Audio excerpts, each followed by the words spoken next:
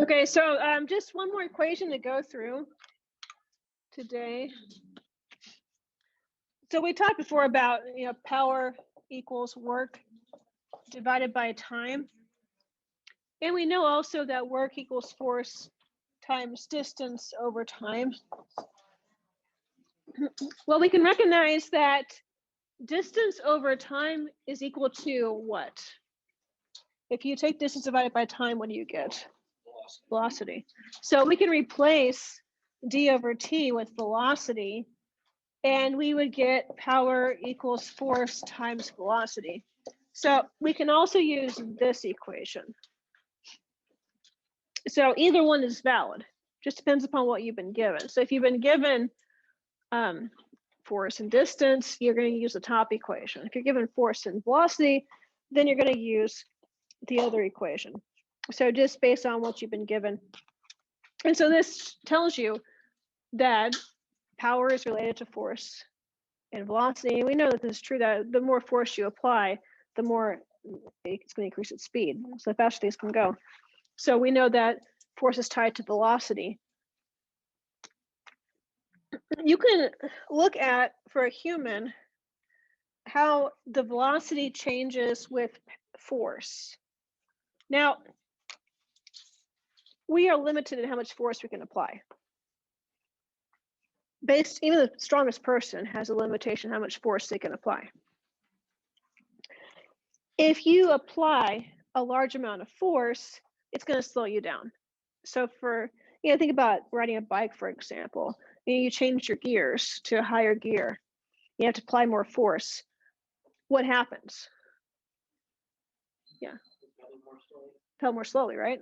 And so you're not able to apply a stronger force as quickly as a slower force.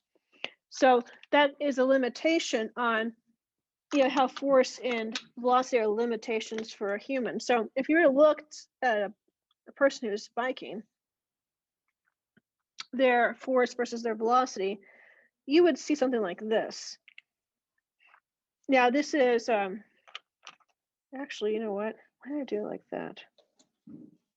That's weird. Okay. This is actually not velocity. Sorry about that. I drew the wrong one. I was drawing power. This is power versus force, not velocity. So this is showing you how the power varies over force, not velocity. That with a stronger force, you actually will get less power eventually, because you just can't do something very quickly. But there is an area in the middle where you can apply moderate power, moderate force, and that's the ideal spot to be in. And so it depends on the person, but generally about 1,000 watts is what a marathon biker would be outputting, or 1 kilowatt of power. So that would be the general maximum power of an athlete. And you can see, though, that you have to apply a moderate force to get that maximum power. If you apply really large force, your power drops off because you can't do that very quickly. Now you can also plot this versus velocity, which I meant to do to begin with. Different color for that. So I'll just put velocity in blue on here. And this would be how fast you can pedal. And what you can see is that it just drops off as you apply more and more force. You pedal more slowly. Actually, as the bike applies more force on you, you pedal more and more slowly. So that blue line is the velocity. And at the highest point, in this case, is about 4 meters per second. But you can see that with the bike causing you to apply more and more power, you slow down. I think that's, one more thing, and then we can end today. Kilowatt hours, we need to talk about that, and then that'll be it for the lesson.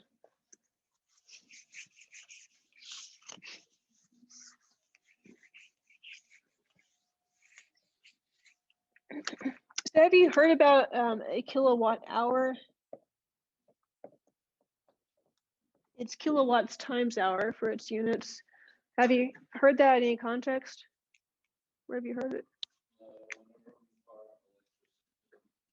Yeah, they went up really high. That's right. Yeah. Did you have one of the variable rate plans?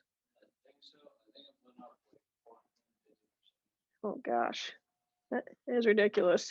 I heard that Texas passed a law that you have to pay that bill. Did they? I think they did that. Yeah. That's awful. Yeah, I heard like people had $9,000 bills. They just even more, even higher. But yes, I mean it's your electricity bill. Generally in Texas, it's about 11 to 12 cents per kilowatt hour.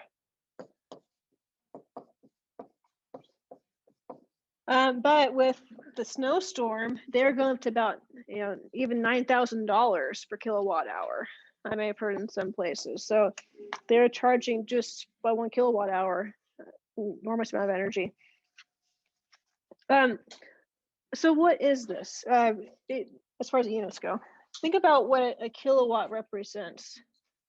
So how many watts is there in a kilowatt?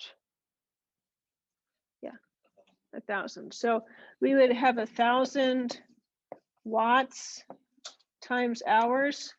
Now we would need to convert the watts into joules per second. So we can write this as, because that's what a watt really is joules per second. So we can say that there are 1,000 joules per second times hours for the unit. And then we would need to convert hours into seconds. How many seconds are there in an hour? Something close. Yes, 3,600. So we can just change this into 3,600 seconds. And so now what do we have? We have 1,000 joules per second times 3,600 seconds. What does that equal? Yeah. All right. And then what about the units?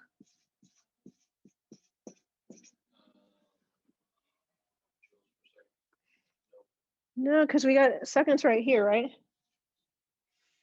And seconds right here. Joules. Said seconds will just cancel out. So this would be joules. And what does joules measure? Yeah.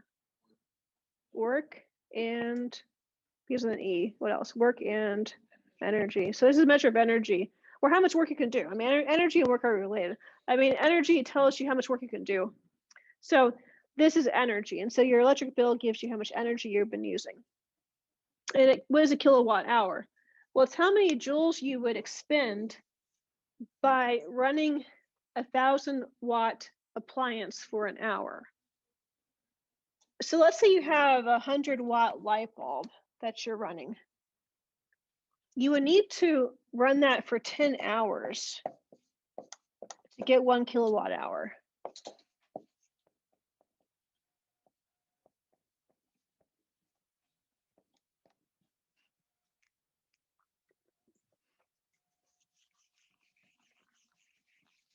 Or let's say you had an electric heater that was 10,000 watts.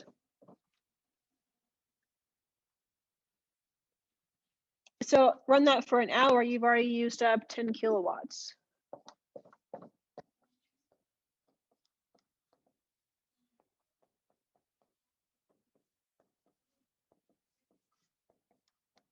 So a kilowatt hour is not really a measure of time, it's a measure of energy.